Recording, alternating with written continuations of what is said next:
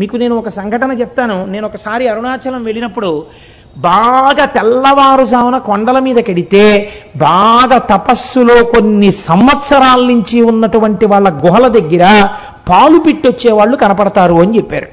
అప్పట్లో నేను మా పినమామ గారితో ఎక్కువ వెడుతుండేవాడిని. ఆయన్ని తీసుకుని కొండ మీదకి వెళ్ళాను. అయితే ఇంకా చీకటి విడవలేదు. అప్పటికే ఒక ఫారినరు, ఒక ఫారిన్ లేడీ, దేవర్ యంగ్ కపుల్, వాళ్ళిద్దరూ దిగొస్తున్నారు.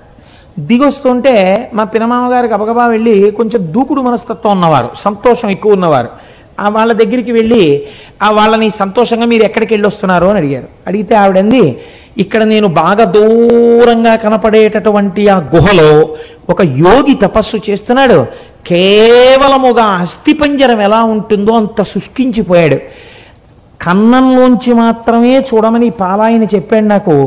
నేను కన్నంలోంచి చూశాను, కానీ నాకు ఆయన శరీరంలోంచి కొన్ని వేల వోల్ట్ల బల్బు వెలుగుతున్నట్లు కాంతితో నాకు దర్శనమైంది. ఇతను అక్కడ పాల కుండ ఒకటి పెట్టి వస్తుంటాడు ఒక పిడతతోటి. మరునాడు వెళ్ళేటప్పటికి తాగి ఖాళీ పిడత ఉంటుంది, తాగకపోతే ఇంకొక పాల పిడత పెట్టి వచ్చేస్తుంటాడు. అటువంటి తపశ్శక్తితో ఉన్న మహాపురుషుణ్ణి చూశాను అంది ఆవిడ. అంటే మా పినమామ గారు ఆవిడికి వెరీ గ్లాడ్ మా దేశం వచ్చి మీరు ఇటువంటి చూశారు అని ఇలా షేక్ హ్యాండ్ ఇచ్చారు. అంటే ఆవిడ షేక్ హ్యాండ్ ఇవ్వకుండా ఇలా నమస్కారం చేసింది. You are really great that you have born in a country like India. You are saying that you are staying in Kakinada. By undertaking one night's journey, you are capable of coming to Tiruvannamalai and see such holy men. But we are cursed. We are staying in a remote place like America, where we cannot see such holy men. I prostrate before you. I don't want to shake my hand with you. You people belonging to Sanatana Dharma, you people belonging to Hindu religion are really great by virtue of your birth itself. We prostrate before you. అన్న దంపతులు ఇద్దరు సాష్టాంగ నమస్కారం చేశారు. కేవలం సనాతన ధర్మంలో మనం పుట్టినందుకు, పుట్టలేకపోయామని ఏడ్చి వాళ్ళు సాష్టాంగ నమస్కారం చేశారు. ఇటువంటి అమృత భాండం, ఇటువంటి ఐశ్వర్యవంతమైన ఇంట పుట్టి అడుక్కు తిన్నవాడు ఎంతటి అయోగ్యుడో, ఇటువంటి సనాతన ధర్మంలో పుట్టి దీని మీద విలితి ప్రసంగాలు చేసేవాళ్ళు అంతటి అవివేకులు. అంతటి గొప్ప అరుణాచలం.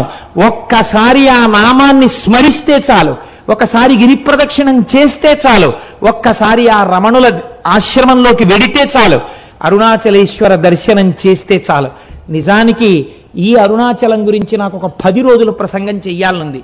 కానీ శివమహాపురాణం టాపిక్ అయినప్పుడు అంతా నేను వెళ్ళకూడదని ఇవాళ త్రయోదశి తిథి నాడి ప్రదోష వేళ అరుణాచలం గురించి మాట్లాడాలి అని ఇవాళ అరుణాచలం గురించి మాట్లాడాను. రేపటి రోజున భగవాన్ రమణుల గురించి మాట్లాడతాను. ఇవాళ మనం ఇంత చక్కటి విషయాన్ని విని ఉన్నాం కాబట్టి మన అందరికీ ఆ ఈశ్వరానుగ్రహము కలుగుట కొరకై నేనంటాను, మీరనండి, ఒక్క 3 మార్లు ఆ నామం చెప్పి మనం బయలుదేరదాం.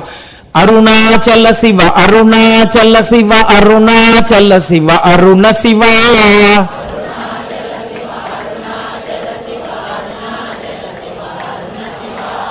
అరుణాచల శివ, అరుణాచల శివ, అరుణాచల శివ, అరుణ శివ.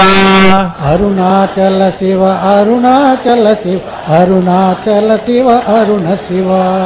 అరుణాచల శివ, అరుణాచల శివ, అరుణాచల శివ, అరుణ శివ. అరుణాచల శివ.